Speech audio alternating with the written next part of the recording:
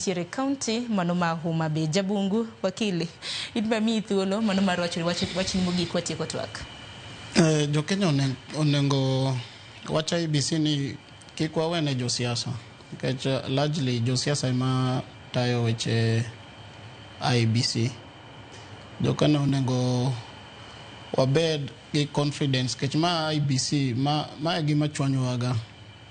Koro onengo wa make sure ni joma ni kanyo kata gi watchdoni joma ni kanyo gin joma nyalo tiyo ne jopiny.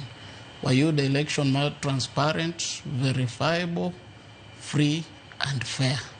Otherwise gigi mangeny ma se wachogi already the public perception mar IBC it's the confidence onge kata matin. But pod wan gi window moro matin mar loso weche. Koro this short time let us make things right. Di watch IBC. Ero kamana inya wakili bende komidio thuolo mar twak kod okinyi makawuono. Ero kamana. Mana kamanya kwa ramga jongi kanji bende makilo wegiko mar twak marwa okinyi makawuono. Ngini doho maduong' mapachoka mano High Court of Kenya bende staka yanga winjo ngur mabende no chwal negi gi petitioners mago jogo mabende no chalo ngur.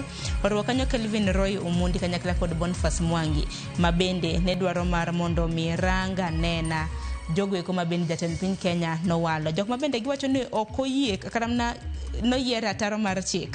Oriwo kanyo Erastus Ethekon mabende no wal kaka jakom.